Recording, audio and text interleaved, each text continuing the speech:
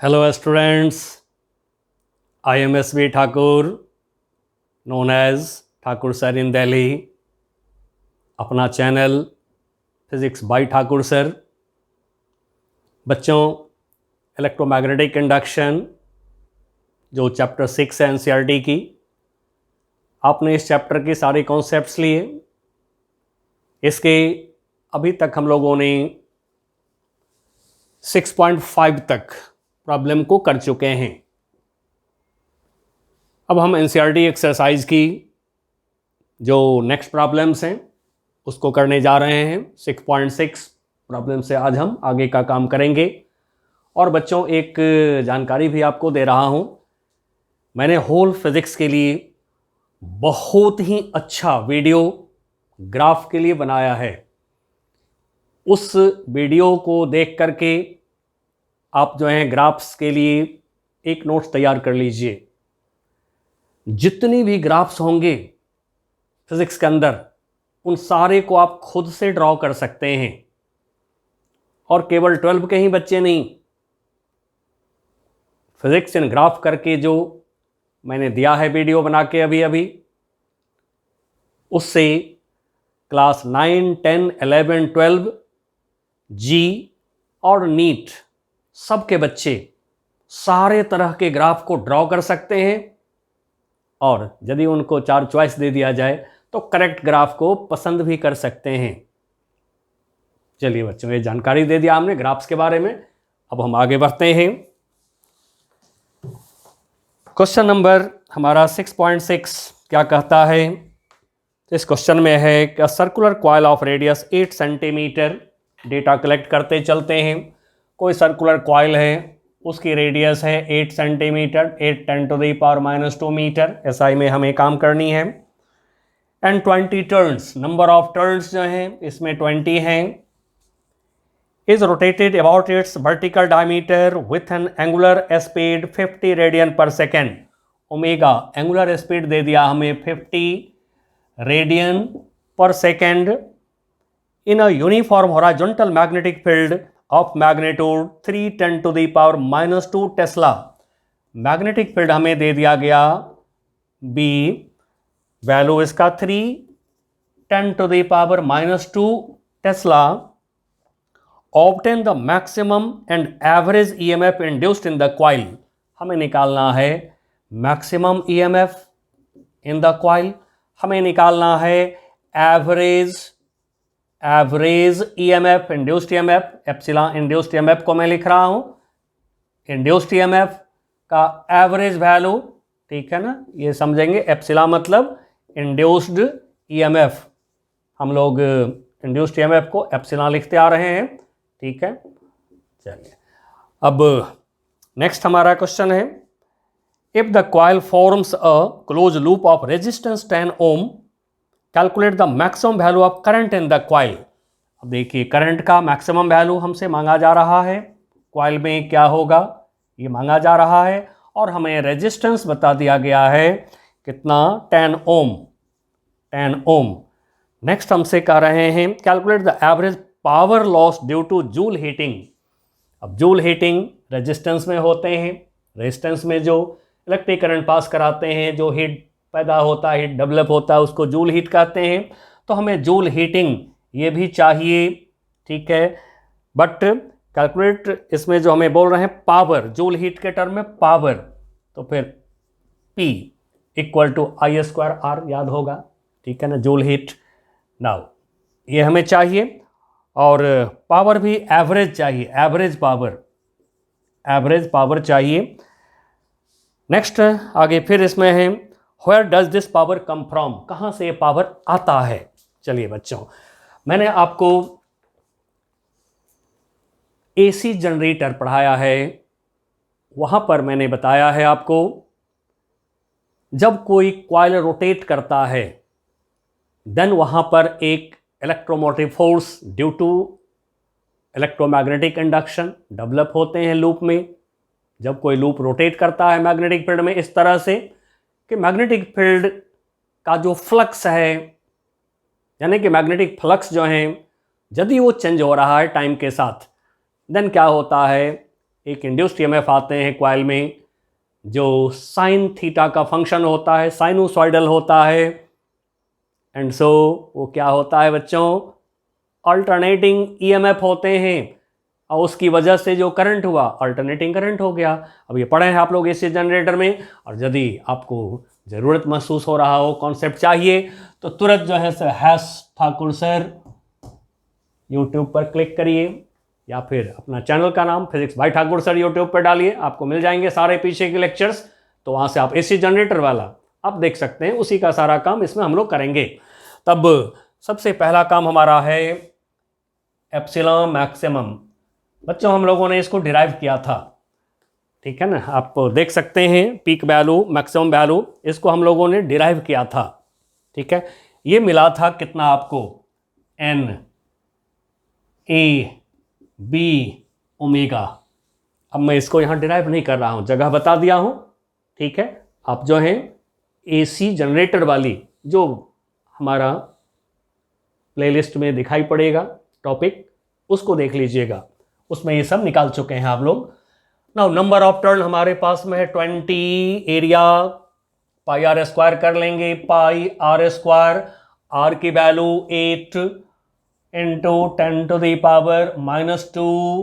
पाई r square कर लिया, b का वैल्यू 3 10⁻⁻², ओमेगा की वैल्यू इंटू 50। चलिए बच्चों अब इसको कैलकुलेट कर लीजिए, और कैलकुलेशन तो आप कर ही सकते हैं, बिल्कुल कर सकते हैं, मैं भी कैलकुलेट कर देता हूँ इसको। ये हमारे हो जाएंगे, ये होंगे हमारे 0.603 वोल्ट। नाउ ये निकल गया, हमें ये निकल गया। अब एवरेज वैल्यू, इंड्यूस्ड ईएमएफ की average value to find average value of EMF. बच्चों मैंने आपको सेल्फ इंडक्शन में सिखाया था एवरेज निकालने का तरीका। सेल्फ इंडक्शन की मदद से हम लोगों ने जो निकाला था ½ Li², ठीक है। फिर उसके आगे और भी हम लोगों ने जो काम किया है, तो वहाँ पर हमने सीखा था कैलकुलस मेथड एवरेज निकालने के लिए, मैं उसको यूज कर दे रहा हूँ, बहुत इजी और बहुत शॉर्टकट भी होते हैं। तो फिर हमें चाहिए एवरेज वैल्यू, किसका चाहिए, ईएमएफ का चाहिए। नाउ एवरेज, हम इसको इंटीग्रेट करेंगे। अब इंटीग्रेट करने के लिए जिसका एवरेज उसी को इंटीग्रेट करते हैं। इंटीग्रेट करने के लिए इसके साथ में वेरिएबल चाहिए, तो जैसा कि आप पढ़ चुके हैं, मैं साइड में लिख दे रहा हूं, यही इक्वेशन आया हुआ है, यही इक्वेशन आ रखा है। Induced EMF epsilon not, peak value maximum value, यही है पीक वैल्यू, यही मैक्सिमम वैल्यू है, इसी को हम लोगों ने एप्सिलॉन नॉट से डिनोट किया है। पीक वैल्यू मैक्सिमम वैल्यू को कहते हैं साइन ओमेगा टी, तो टाइम का फंक्शन है हमारा जो ईएमएफ है। एंड सो डी के साथ टी वेरिएबल लगाइए और लिमिट 0 to t, जहां t का मतलब time period of rotation of coil, time period of AC. Terminology भी हम लोग करे हैं, टर्म सबको पहचान चुके हैं। एसी जनरेटर वाले जो टॉपिक है उसमें पूरा एसी का डिस्कशन कर रखे हैं हम लोग। नाउ डिवाइडेड बाय, अब इसको डिवाइड कर देते हैं। किससे डिवाइड करते हैं, तो यहीं जो आपने टाइम मल्टीप्लाई किया है एवरेज निकालने के लिए, इसी के इंटीग्रेशन से डिवाइड कर देते हैं, हमें मिल जाता है एवरेज वैल्यू। तो ये बेस्ट तरीका, बहुत ही शॉर्ट तरीका एवरेज निकालने का। कैसे, तो जिसका एवरेज चाहिए उसी फिजिकल क्वांटिटी को लिखिए और पता करिए कि उसमें वेरिएबल कौन है। तो इसमें वेरिएबल टी है, ठीक है। राइट साइड में जैसा कि मैंने ग्राफ में समझाया है, पूरा पढ़ाया है, बहुत चाइल्डिश तरीका से पूरा ग्राफ सिखा दिया हूं। तो ये जो टी है राइट हैंड साइड में वेरिएबल होता है, तो टी डी के साथ लगाएंगे तभी इंटीग्रेशन होगा। तो फिर नीचे उसी से आप जो लगाए हैं डी के साथ वेरिएबल, उसी के इंटीग्रेशन से डिवाइड भी ले लीजिए, अपने आप टोटल टाइम में निकल जाता है वैल्यू, जिसको कि फिजिक्स में आप कहते हैं एवरेज वैल्यू। तब बच्चों इसको इंटीग्रेट करिए और देखिए क्या मिलता है, ठीक है। तो now this equal to this equal to अब ये हम रखेंगे epsilon naught sine omega t, epsilon naught constant, peak value constant, इसको बाहर निकाला हमने, ठीक है। इंटीग्रेशन के अंदर बच गया हमारे पास में sine omega t d t, sine omega t d t, 0 to t integration.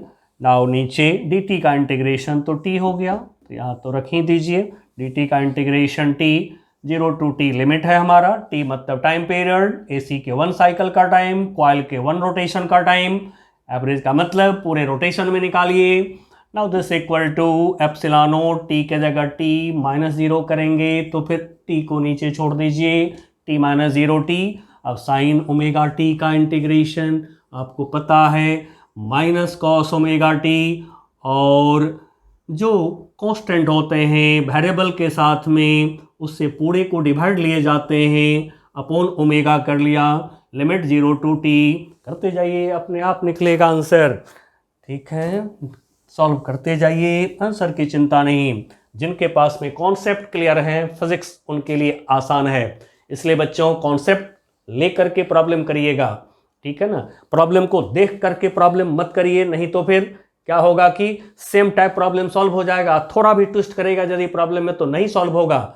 इसलिए कॉन्सेप्ट लीजिए पहले पूरा, और कॉन्सेप्ट के लिए कुछ नहीं, अपना वीडियो देखिए और नोट्स बना लीजिए, पूरा नोट्स आपका तैयार हो गया, बोर्ड का एग्जाम भी दीजिए, प्रॉब्लम भी सॉल्व करिए सारे बुक का। नाउ ओमेगा कांस्टेंट बाहर निकालते हैं, epsilon not by T omega, now put करते हैं लिमिट माइनस कॉस ओमेगा को 2 पाई बाई टी हमेशा लिखते हैं, ठीक है, ओमेगा 2 पाई बाई टी। अब ये टाइम वेरिएबल के जगह पर टी रखेंगे हम, रखा हमने टी, माइनस साइन दिया, now minus cos omega T, 0 रखेंगे तो क्या होगा, ये 0 हो जाएंगे, तो ये हो गया कॉस 0, नाउ टी से t cancel, this equal to epsilon naught t omega को फिर लिखिए 2 पाई बाई टी, हमेशा लिखते रहिए ओमेगा को 2 पाई बाई टी, सोल्यूशन आसान हो जाएगा आपका। अब देखिए यहाँ से क्या आ रहा है, माइनस कॉस 2 पाई, कॉस 2 पाई कॉस 360 डिग्री क्या होता है बच्चों, 1, माइनस लग गया तो -1, कॉस 0 डिग्री 1, माइनस लगा है -1, फिर -1 तो क्या हो गया +1।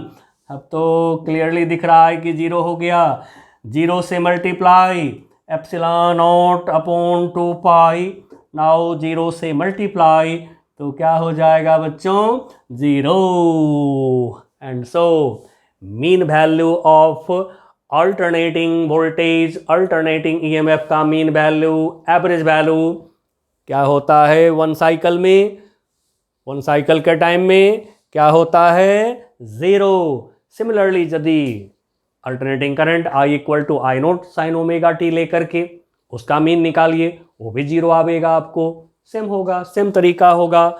चलिए बच्चों तो इसको याद भी रखेंगे कि mean value of AC voltage या फिर alternating current in 1 cycle is 0, इसको याद रखिएगा।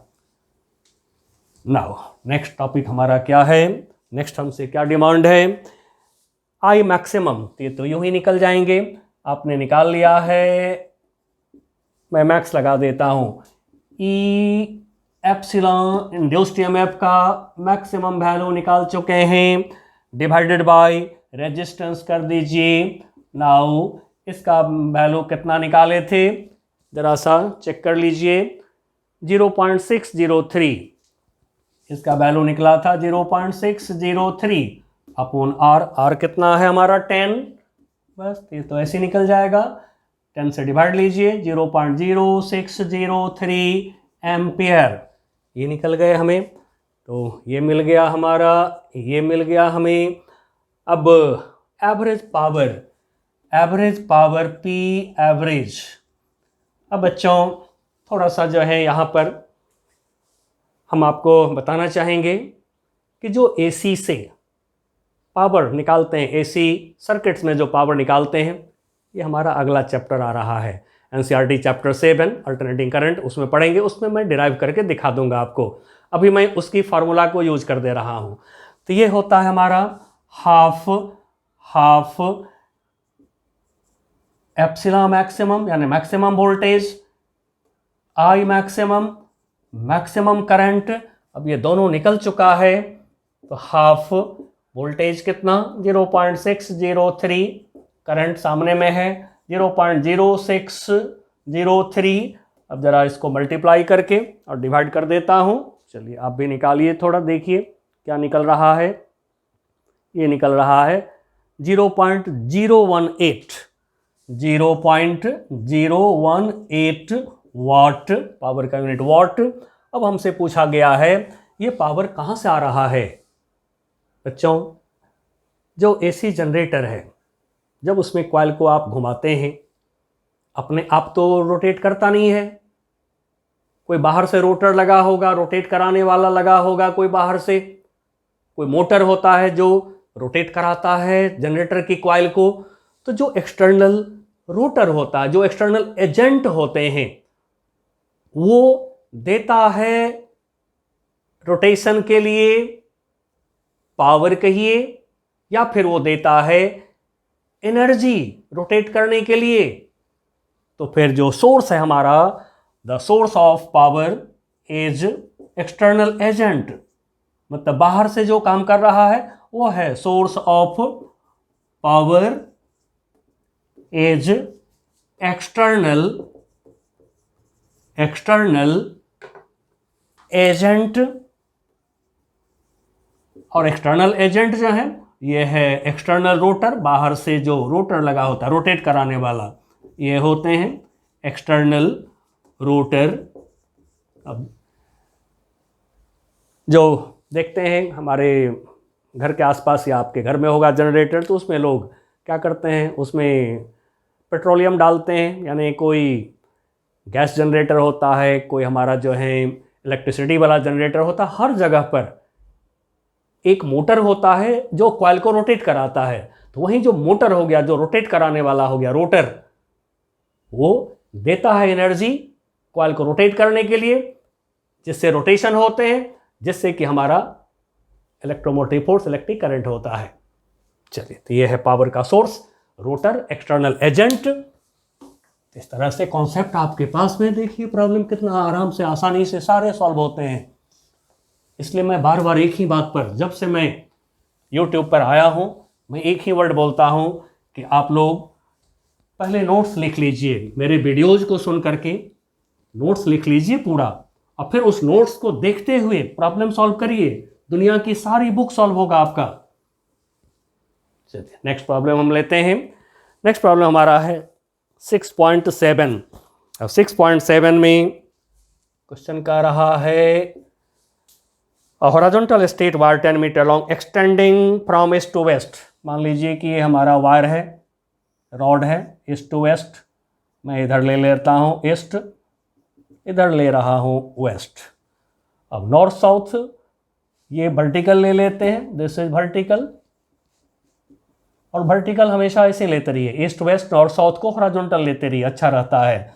तब ईस्ट के तरफ यदि अपना फेस करते हैं, ये सावधानी जरूर रखिएगा, ईस्ट के तरफ फेस करते हैं तो लेफ्ट हैंड जाता है नॉर्थ के तरफ, तो लेफ्ट हैंड के तरफ नॉर्थ लेना आपको जरूरी होगा।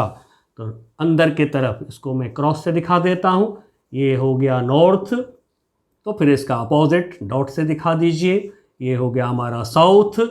अब जो रॉड है, ये रॉड फॉल कर रहा है, ये रॉड ऐसे फॉल कर रहा है, इसकी स्पीड, इसकी वेलोसिटी भी सपोज कर लीजिए।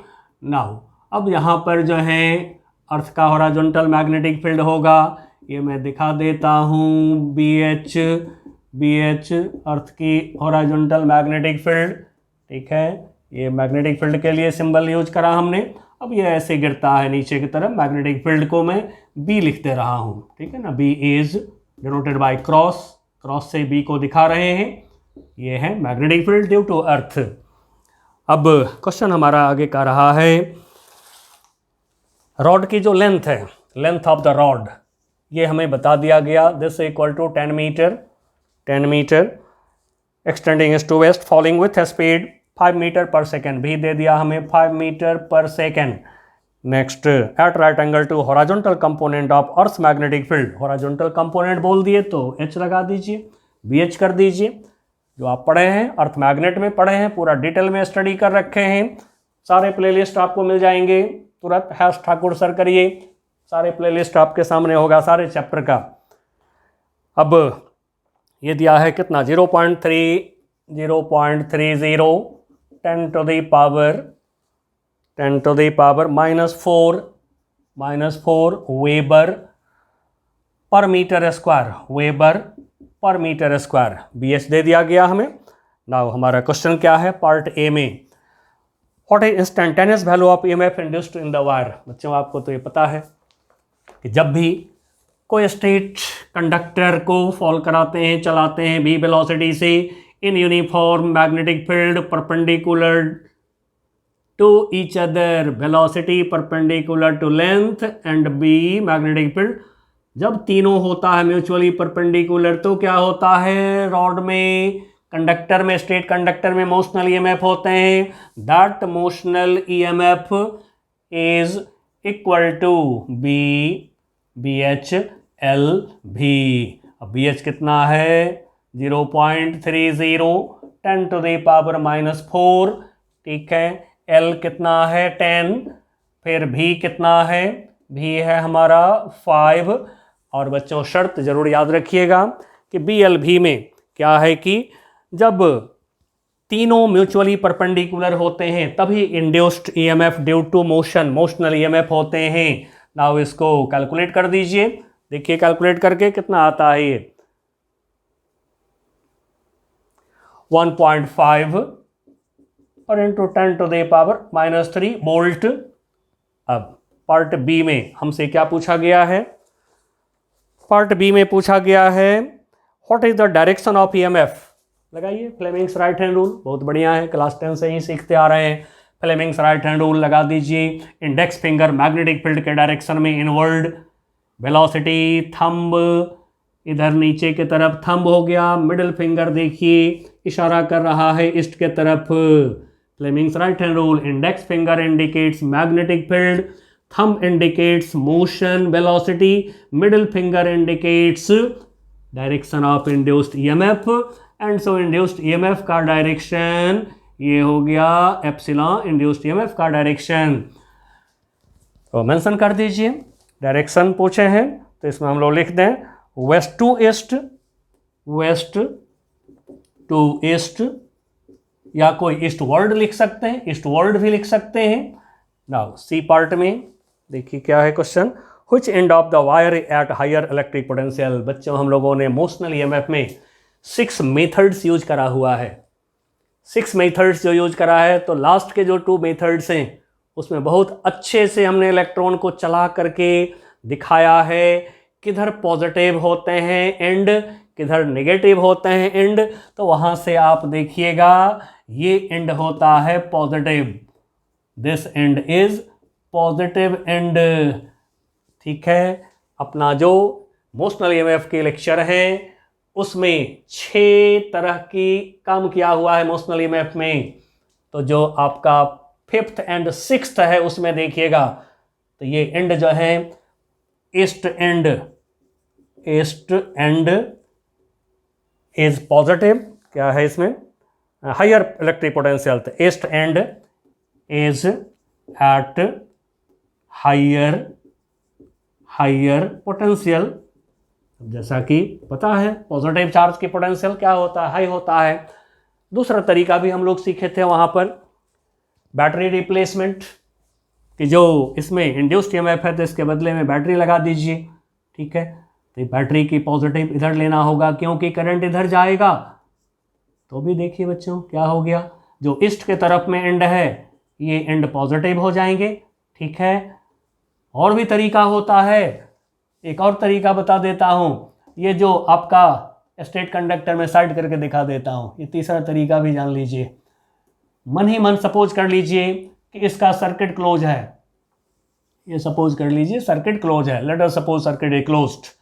अब जैसा कि आप पढ़े हैं जिधर होता है इंड्यूस्ड EMF उधर होते हैं इंड्यूस्ड करंट, तो फिर इंड्यूस्ड EMF यदि हमारा इधर के तरफ है तो इंड्यूस्ड करंट होगा इधर के तरफ, इंड्यूस्ड करंट होगा इधर के तरफ। अब बच्चों आप क्या कहेंगे, करंट किधर से किधर फ्लो करता है, 10वीं क्लास से पढ़ते आ रहे हैं, higher potential to lower potential, ठीक है। And so this end is at higher potential. चलिए 3 तरीका आपके हाथ में आ गया है, बिल्कुल कॉन्सेप्ट्स आपको फुल मैं देते चल रहा हूं। प्रॉब्लम आप लोग करिए और एंजॉय करिए फिजिक्स को, ठीक है ना, बर्डन नहीं समझिए कभी नहीं। आइए लेते हैं हम लोग नेक्स्ट प्रॉब्लम। अगली प्रॉब्लम हमारा क्या है,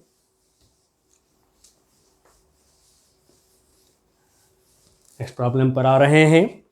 नेक्स्ट प्रॉब्लम हमारा है 6.8। इसमें हमारा क्वेश्चन है current in a circuit falls from 5 ampere to 0।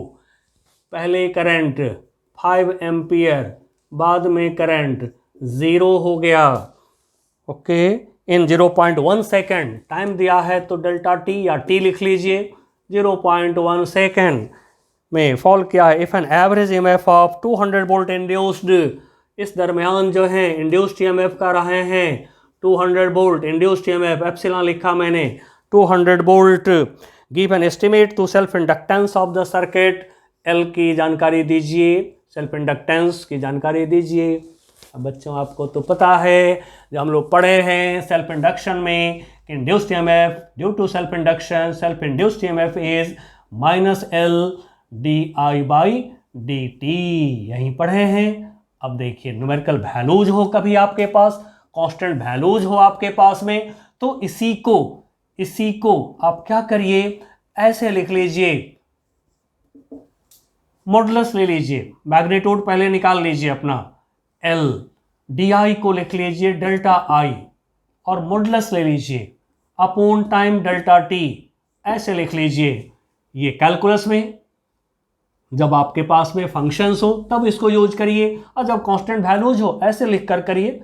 Competition में तो कुछ भी लिख लीजिए चलेगा, लेकिन बोर्ड में 12 के बोर्ड में आप वैल्यूज हैं तो आप ऐसे लिखिए। कैलकुलस में डी होता है, डी नहीं लगाइए, कांस्टेंट जब हो तो डी नहीं लगाइए, लोग अच्छा नहीं मानते हैं। तो चलिए यहाँ पर वैल्यूज है हमारे पास, तो फिर लेते हैं। इसका वैल्यू कितना है 200, L मालूम नहीं है, डेल्टा I मतलब change in current I2 minus I1, delta I क्या होगा I2 माइनस I1, 0 माइनस -5 हो गया। अब यदि हम इसका मॉडुलस ले लें तो क्या होगा, ये 5 हो जाएगा। तो फिर L इसके जगह पर हो गया 5, डेल्टा T कितना है 0.1, अब निकाल लीजिए। L इक्वल टू क्या होगा, क्रॉस मल्टीप्लाई लिया, 20/5 इक्वल टू हो गया 4, H for Henry, unit of self inductance क्या होता है, हेनरी। चलिए बच्चों सब टॉपिक पढ़ा हुआ है आपका, इसलिए प्रॉब्लम्स आप लोग खुद से करिए। दिक्कत हो, डाउट हो, आप हमें भेजिए। मेरा ईमेल आईडी है डिस्क्रिप्शन बॉक्स में, ठीक है, आप लोग हमें भेज सकते हैं डाउट्स, मैं आपको ज़रूर रिप्लाई करूंगा, ज़रूर बताऊंगा मैं आपको। नाउ 6.9 में क्वेश्चन हमारा क्या कह रहा है, 6.9। अब इसमें है क्वेश्चन आपका 6.9 में क्वेश्चन कर रहा है, pair of adjacent coils has a mutual inductance 1.5 Henry. Mutual inductance जिसको हम लोगों ने M से डिनोट किया था 1.5 हेनरी का रहा है। म्यूचुअल इंडक्टेंस जो है पेयर ऑफ कॉइल्स का 1.5 हेनरी है। If the current in one coil changes from 0 to 20 ampere. अब देखिए करंट पहले था 0, बाद में करंट को कर दिया गया 20 एम्पियर कर दिया गया करंट को। इन 0.5 second delta T 0.5 second. Now what is the change in flux linkage with other coil. Change in flux पूछ रहे हैं, डेल्टा फाई वैल्यूज हैं तो डी नहीं लिखते हैं, डेल्टा लिखते हैं। चेंज इन फ्लक्स क्या होगा। अब जैसा कि बच्चों आपने पढ़ा है फैराडे लॉ ऑफ EMI, उसको सेकेंड लॉ में आपने पढ़ा है कि इंड्यूस्ड EMF इक्वल टू क्या होता है -d∅/dt। ठीक है, चलिए फ्लक्स में मैं बी भी लगा देता हूँ सब्सक्रिप्ट। ऐसे प्रॉब्लम करने के समय आप बी लगाइए, नहीं लगाइए कोई दिक्कत नहीं। तो induced EMF minus d phi magnetic flux d phi b by D t. और म्यूचुअल इंडक्शन में आपने क्या पढ़ा? म्यूचुअल इंडक्शन में पढ़ा आपने ऑल्सो, इसको मैं 1 कर देता हूं by Faraday law. Mutual induction में आपने पढ़ा induced EMF equal to minus M D I P कर देता हूं, P for primary by d t equation 2। यही पढ़े थे हम लोग म्यूचुअल इंडक्शन के समय। ठीक है, अब दोनों को इक्वल कर दीजिए, लेफ्ट हैंड साइड इक्वल है, राइट साइड इक्वल कर या फिर रख दीजिए, जैसी मर्जी हो, दोनों को एक जगह कर दें, दिस इक्वल टू दिस कर दें, तो फिर d phi b d t हटा दिया हमने। या चलिए एक बार लिख लेते हैं, डी टी माइनस भी छोड़ दे रहा हूं, minus M D I P by D T, minus से माइनस गया, डी टी से डी टी गया, D phi B equal to M D I P. अब बच्चों इसी को बहुत छोटा चीज़ है, यदि इसको ऐसे इंटीग्रेशन में डाल दिया जाए तो क्या होगा? इंटीग्रेट कर देंगे, डेल्टा फाई बी बोल देते हैं इसको, equal to M delta I, integrate कर दीजिए, I2 माइनस I1 हो जाएगा, डेल्टा आई हो गया। अब आप कहेंगे क्या इतना बड़ा हमें करना होगा? कोई ज़रूरी नहीं है। आप जो है ये इक्वेशन आप लिख लिए, ये इक्वेशन लिख लिए, लिखने के बाद आप चाहें तो डायरेक्ट ये भी स्टेप आप ले सकते हैं। ठीक है ना, बोर्ड एग्जाम में यदि हैं तो आप ये डायरेक्ट ले सकते हैं स्टेप। ओके, नाउ अब रख लीजिए वैल्यूज सब, क्या सब मालूम है हमें? तो हमें ये डिमांड है प्रॉब्लम में। ठीक है, एम हमारे सामने है कितना? 1.5 delta I, change in current I2 minus I1 20 minus 0। Now multiply कर दीजिए, 1.5 इंटू 20 ये हो गया 30। और मैग्नेटिक फ्लक्स का यूनिट याद होगा, वेबर होता है, वेबर यानी कि कैपिटल WB यही होते हैं। चलिए, इस तरह से बोर्ड एग्जाम में थोड़ा सा राइटिंग पर सावधानी रखना होता है। ठीक है, और कंपटीशन में है तब तो फिर शॉर्टकट में लिखिए, जल्दी जल्दी करिए काम। नाउ नेक्स्ट क्वेश्चन हमारा क्या है? नेक्स्ट क्वेश्चन है 6.10 में, question number 6.10 NCERT exercise 6। A jet plane is traveling towards west at a speed 1800 kilometre per hour. अब देखिए जेट प्लेन की स्पीड दिया है 1800 kilometre per hour. Kilometre per hour को मीटर पर सेकंड में कन्वर्ट कर लीजिए। 1 किलोमीटर पर आवर 5/18 मीटर पर सेकंड। बहुत अच्छा कन्वर्जन है, 11 में काइनेमेटिक्स से ही लोग सीखते हैं, बहुत लोग तो 9th क्लास से ही सीख लेते हैं। 1 kilometre per hour 5/18 metre per second, तो ये हो गया हमारा कितना? ये हो गया 500 मीटर पर सेकेंड। चलिए नेक्स्ट आगे हमसे क्या दिए हैं? What is the voltage difference develop between the ends of the wing. देखिए हमने जो मोशनल ईएमएफ का बहुत सारे एग्जाम्पल लिया था, उसमें एरोप्लेन का भी ले रखा हूँ, बाइसिकल व्हील का ले रखा हूँ, रोटेशन ऑफ रॉड का, बाइसिकल व्हील का है, ट्रेन का एग्जाम्पल है। ये सारे examples best examples of motional EMF करके हमने एक वीडियो दे रखा है आपको। चलिए तो नेक्स्ट आगे हैं, जो लेंथ है विंग्स का ये दिया 25 metre and earth magnetic field at the location has magnitude 5 10 to the power -4। Earth की मैग्नेटिक फील्ड दिया 5 × 10 to the power -4 टेस्ला। ठीक है, and angle of dip, dip angle मैं डेल्टा लिख रहा हूँ, ये वाला delta, angle of dip is 30 degree. अब देखिए बच्चों, जैसा कि हमने आपको पढ़ाया था, एरोप्लेन के विंग्स के क्रॉस जो वोल्टेज डिफरेंस होता है, एक एरोप्लेन मान लीजिए कि ये मेरा रेड वाला जो पेन है, ठीक है, इसको एरोप्लेन का हेड मान लेते हैं ऐसे। अब ये एरोप्लेन का हेड हो गया, जो हमारा ये पेन है राइटिंग वाला पेन, इसको समझ लीजिए ये विंग है, एरोप्लेन ऐसे चल रहा है, हॉरिजॉन्टल ऐसे एरोप्लेन चल रहा है। अर्थ की जो वर्टिकल मैग्नेटिक फील्ड है बी भी, या ऐसे परपेंडिकुलर काम करेगा तो एरोप्लेन की वेलोसिटी, ठीक है, रेड वाला पेन के डायरेक्शन में एरोप्लेन जा रहा है, ऐसे ही राइटिंग वाला पेन जो हो गया ये विंग हो गया, ऐसे दोनों परपेंडिकुलर हो गया। एंड अर्थ की जो वर्टिकल मैग्नेटिक फील्ड है बी भी, दोनों पे परपेंडिकुलर, तो बी भी का पता लगा लीजिए। बी भी क्या होगा, vertical component of earth magnetic field, आपको पता है B sine delta.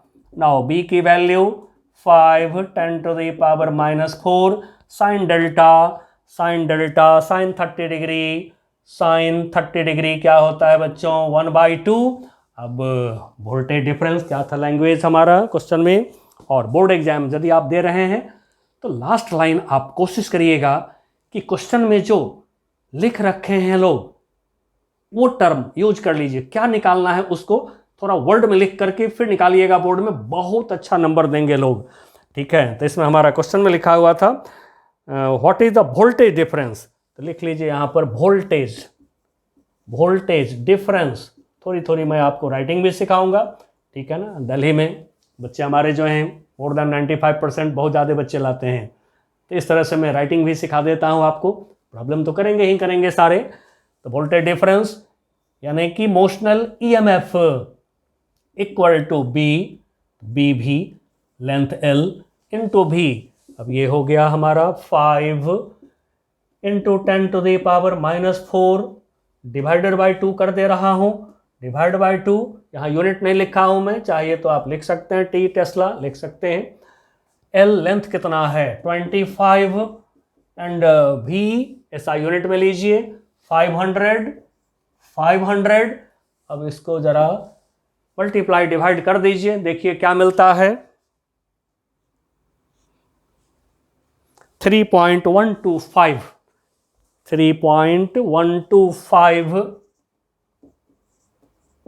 Bolt, B for bolt.